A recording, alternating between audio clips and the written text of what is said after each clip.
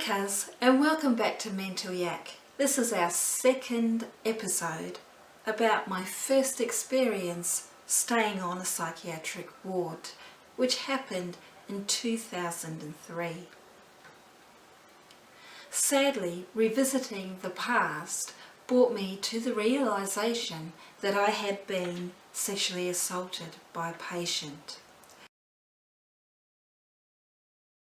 Please be warned, my testimony may trigger sensitive viewers. This is my story.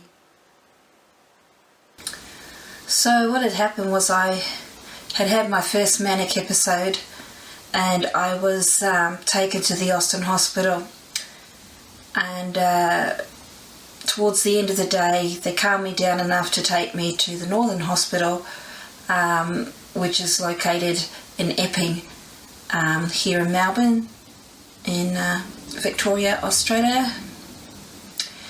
And I was admitted to the psych ward. I had a room, it had a bed in it, had my own bathroom. It was fairly decent.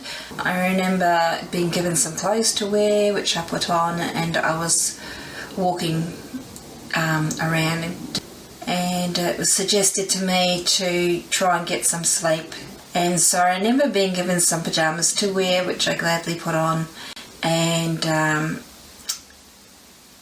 they put me to bed. A young man came into my room. He was one of the other patients. He was wearing pyjamas, and he kind of woke me up and he said, why don't you come with me? And what he did was he led me back to his room, and he asked me to get on the bed with him, and I went along with it, not quite realising what was going on. Before I knew it, the man had his penis out and he was trying to penetrate me with it. Because I had been heavily menstruating the day before, that day, I had quite a lot of pads on, and it was those pads were the only protection I had from that man. He was told to get out, and they got me out of the room. And after that attack, that patient followed me around and actually taunted me.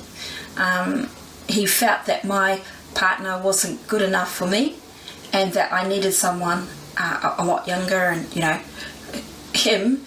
And he even got to the point where he would taunt my partner. And I guess the thing that I was really sad about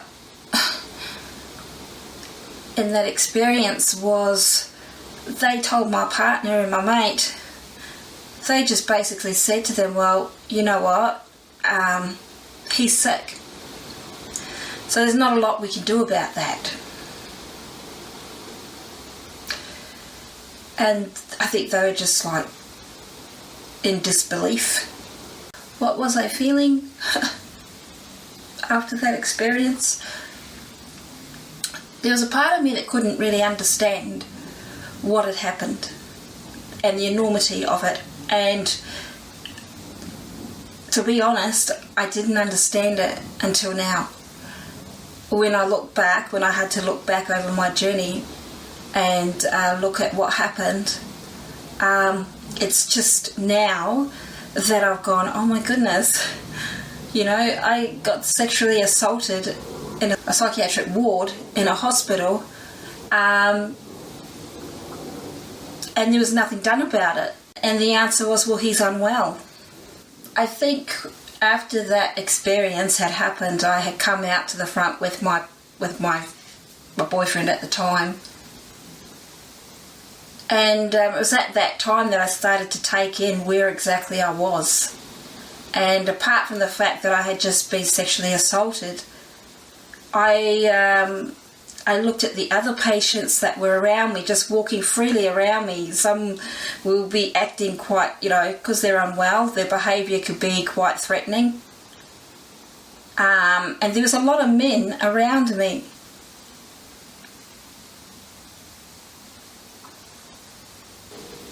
When I took in the reality of what was going on and where I was going to stay and the people I was going to stay around, I had already got pretty much an insight into, you know, what the people were capable of in this place.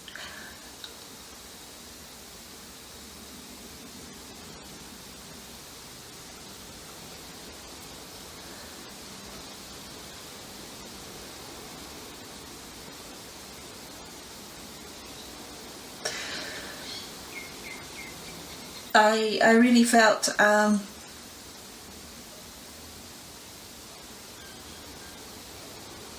I think total and utter despair.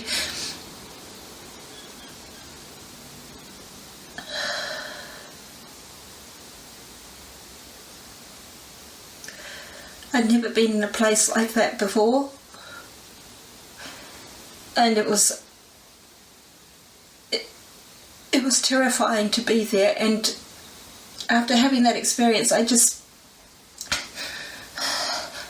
to be honest, I just felt like giving up. I thought I was going to die. I really thought that I was going to die after being assaulted by that man.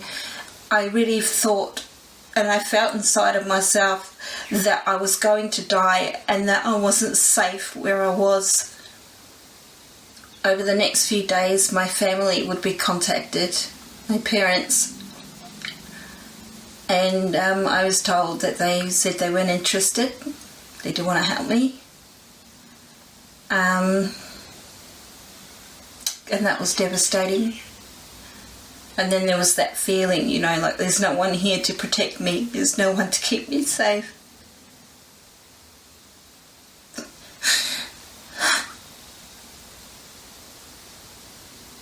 And I really thought, when I looked around me, I just thought that, you know, these people are crazy and I'm going to die. Because they'd be crazy enough to kill me.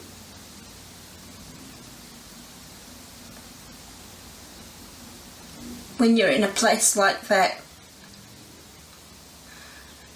and you're taken to a place where you got no one that you can really rely on that will be there for you and help you.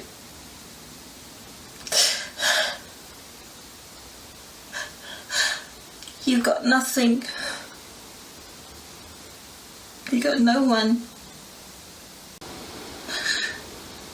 It was in that place of hopelessness and utter despair. It was in that place where everyone that meant something to me wasn't there. I had people around me, but I didn't know if I could trust them. It was in that place that the only thing that could make me feel just a little bit safe, a little bit like I'll be okay, was my faith in God. That's why I have faith today, because God didn't let me down.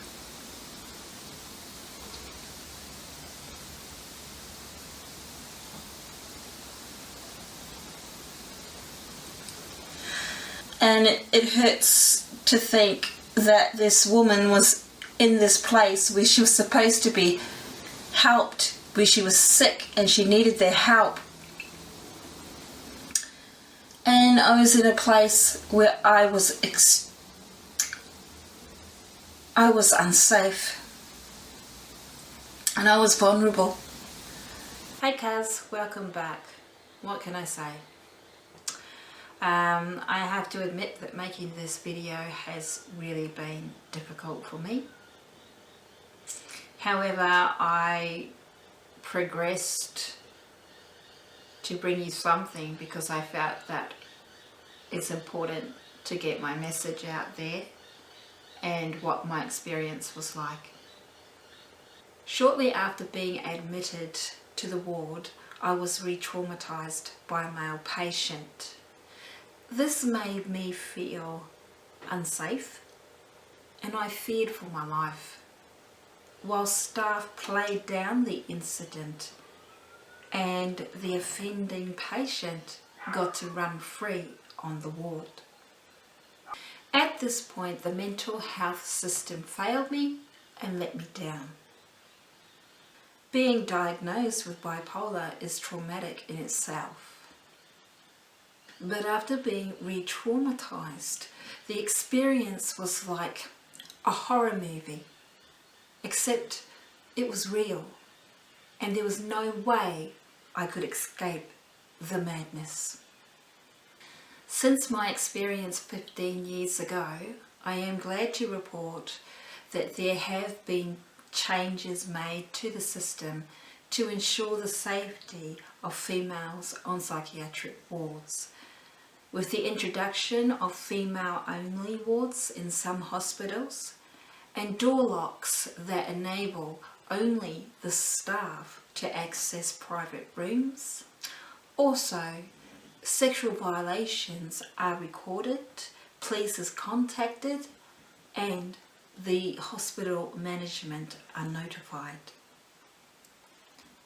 In my case, there was no consideration that this incident would have affected my mental health and my recovery. But it did.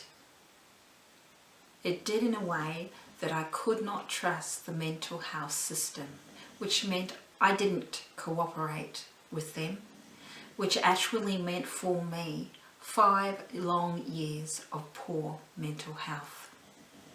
My health eventually got so bad my whole life just fell apart. It was at that time that I realised, yeah, I do need help, and I actually cooperated with mental health professionals. As a result, my overall health stabilised, and it's been 10 years since I've been admitted to a psychiatric ward. Because if you've had an experience similar to mine, I'm sorry, and I'm sorry the system failed you too. I'd just like to let you know, on the Mental Yak website we do have a support page which does have support numbers that you can call for help. We also have the Mental Yak support group. It's a closed support group that is on Facebook, and I will put that information down below if you are interested. And now the journey continues. I'm on the psych ward, I'm fearing for my life, and I come across a most unlikely ally who for me, and at that time, was a source of strength, protection and hope. Kazi, don't forget, we're in this together. Until we meet next time, take care and bye for now.